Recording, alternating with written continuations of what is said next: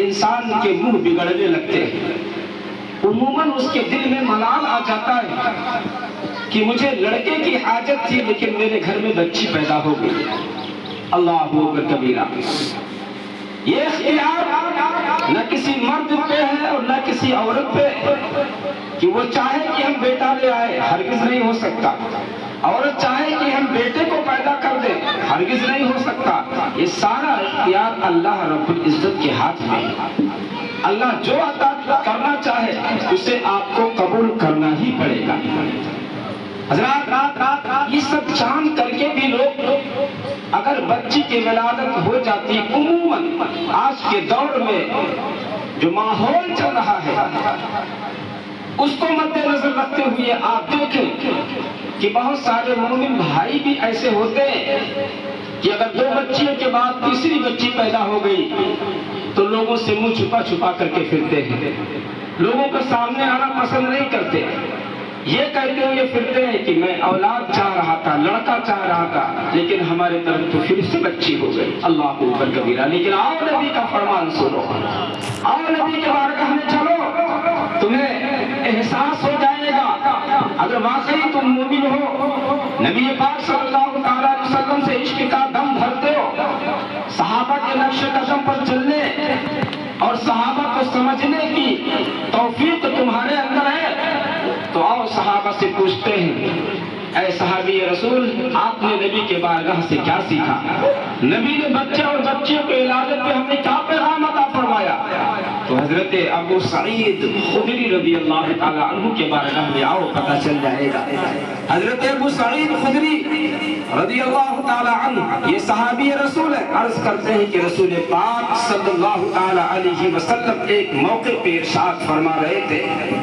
آپ روایت فرماتے ہیں کہ نبی پاک صلی اللہ تعالیٰ علیہ وسلم نے فرمایا کہ جن کے گھر میں 2 بچیاں ہوں، 2 بچیاں اللہ نے اسے میسر کیا ہو، اللہ نے اسے عطا کیا ہو، چونکہ یہ اللہ کے طرف سے عطیہ ہے، اللہ کے طرف سے یہ نعمت ہے، جن کے گھر میں 2 بچیاں ہوں، رسول پاک نے فرمایا کہ ان کی اچھے سے پرورش کرو، ان کی تعلیم و تربیت کا خیال رکھو، نشو و نما کا مکمل خیال رکھو، پھر وہ بچی جب سن بلوغت تک پہنچ جائے، یعنی جب وہ بالغ ہو جائے تو اس بچی کا اچھے سے نکاح کر دو، اس بچی کی شادی کر دو۔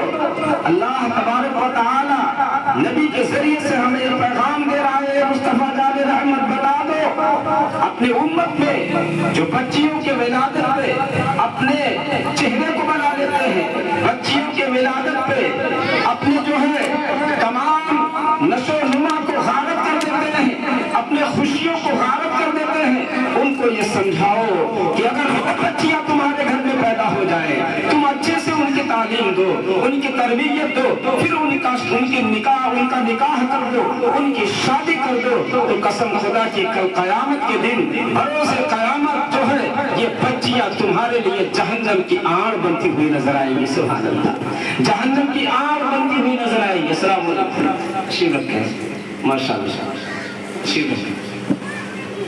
درود پاک پڑھیں، اللہم صلی علی سیدنا و شفیعنا و قریبنا مولانا محمد علیہ وسلم، صلاۃ و سلام علیکم یا رسول اللہ صلی اللہ علیہ وسلم۔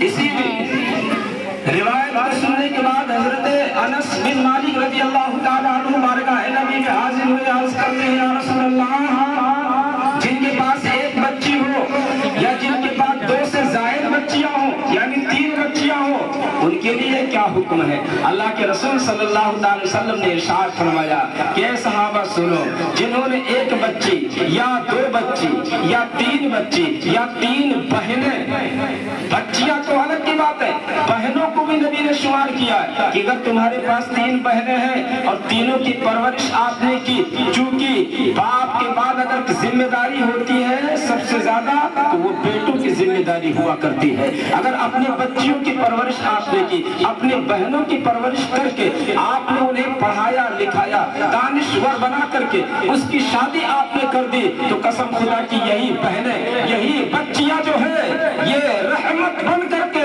قیامت کے دن جہنم کے آگ کے سامنے تمہارے لیے آڑ بنتی ہوئی نظر آئیں گی. اللہ اکبر کبیرہ، اللہ اکبر کبیرہ. کتنا بڑا فلسفہ نبی کریم صلی اللہ تعالی علیہ وسلم نے ہمارے درمیان پیش کیا ہے. لیکن آج ہمارے درمیان ہمارے معاشرے کا یہ عالم ہے، یہ المیہ ہے کہ ہمارے یہاں اگر 2 سے زائد بچیاں پیدا ہو جاتی ہیں اور لڑکے نہیں پیدا ہوتے ہیں تو لوگ اپنے آپ کو جو ہے مایوسی کے عالم میں ڈھال لیا کرتے ہیں، چہرہ چھپا کر کے گھومتے ہیں اور جگہ جگہ اعلان کرتے ہیں کہ میری چاہت کے مطابق میرے گھر میں بچے کی ولادت نہیں ہوئی، میں چاہ رہا تھا کہ میرے گھر میں بچہ پیدا ہو، لیکن اللہ کا کرم دیکھو کہ میرے گھر میں بچی پیدا ہو گئی ہے. اے مومنو، میں آپ کو یہ ذہن دینا چاہتا ہوں کہ بچے اور بچیوں میں کوئی تفریق نہیں ہے. اگر بچہ بھی آپ کا نیک اور صالح ہے تبھی آپ کو دنیا میں وہ فائدہ پہنچا سکتا ہے، لیکن اگر بچہ نالائق نکل گیا، اگر صالح نہیں نکلا تو بچے سے آپ کو کوئی فائدہ نہیں پہنچ سکتا ہے. لیکن بچیوں کے حوالے سے مصطفیٰ جان رحمت کی زبان مبارک یہ بتا رہی ہے کہ بچیاں اگرچہ آپ کے گھر میں جو ہے وہ آپ کے طور پہ دنیا کی نظروں میں زحمت بن کر کے آ رہی ہیں، لیکن مصطفیٰ جان رحمت کی نظروں میں رحمت بن کر کے آ رہی ہیں. سبحان اللہ. یہ بچیاں دنیا میں بھی آپ کے جو ہے کام آئیں گی، آپ کو شکر اور ساتھ کام رکھیں گی، اور کل قیامت کے دن یہ رحمت بن کر کے آپ کی بخشش بھی کروائیں گی، آپ کو جہنم سے آزاد بھی کروائیں گی. سبحان اللہ. یہ میں نہیں کہہ رہا ہوں، رسول پاک صلی اللہ تعالی علیہ وسلم کی زبان مبارک کہہ رہی ہے. سرکار دو عالم صلی اللہ تعالی علیہ وسلم نے بچیوں کے حوالے سے بہت ساری حدیثیں آپ کی جو ہے اس کے تعلق سے. لیکن آؤ نبی پاک صلی اللہ تعالی علیہ وسلم کے زمانے سے پہلے کا معاملہ آپ ملاحظہ کرو. نبی پاک صلی اللہ تعالی علیہ وسلم جب اس خاکدان گیتے پہ تشریف نہیں لائے تھے، اس سے پہلے اس معاشرے کا المیہ کیا تھا؟ اللہ اکبر کبیرہ.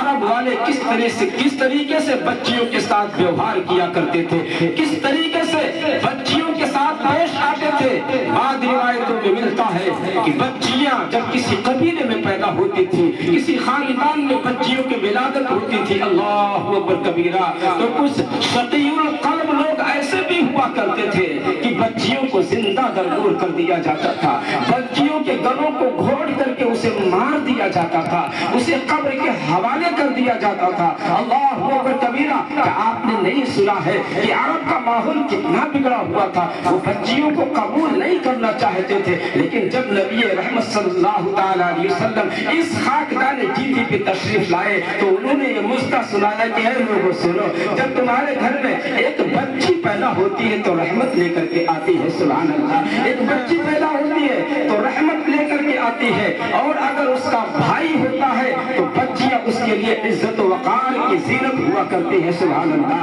اور ایک باپ کے لیے رحمت ہوا کرتی ہے. اور جانتے ہو جب یہی بچیوں کی شادی ہو جایا کرتی ہے تو یہ اپنے شوہروں کے لیے جو ہے اطمینان قلب کے لیے ان کو ان کی حفاظت کا ذریعہ بن جایا کرتی ہے. سبحان اللہ. اور یہی بچیاں جب آگے چل کر کے ماں بن جایا کرتی ہے تو اللہ ارشاد فرماتا ہے کہ جنت سے جیسے انمول نعمت کو اللہ ان کے قدموں میں لا کر کے رکھ دیتا ہے. سبحان اللہ. ماں کے قدموں کے تلے جنت ہوا کرتی ہے. سبحان اللہ. تو یہ بچیاں کسی وقت میں جو ہے یہ بہن بھی ہوتی ہے، کسی وقت میں یہ بیوی بھی ہوتی ہے، اور کسی وقت میں یہ ماں بھی بن جاتی ہے. ہر جو ہے معاملات میں ان کی فضیلت الگ الگ بیان کیا گیا ہے. اللہ اکبر کبیرہ. آؤ حضرت موسیٰ کی بارگاہ میں چلتے ہیں. حضرت موسیٰ علی نبینا علیہ الصلوۃ والتسلیم اللہ کے مقدس نبی ہے. بولو سبحان اللہ. اللہ کے مقدس نبی ہے. آپ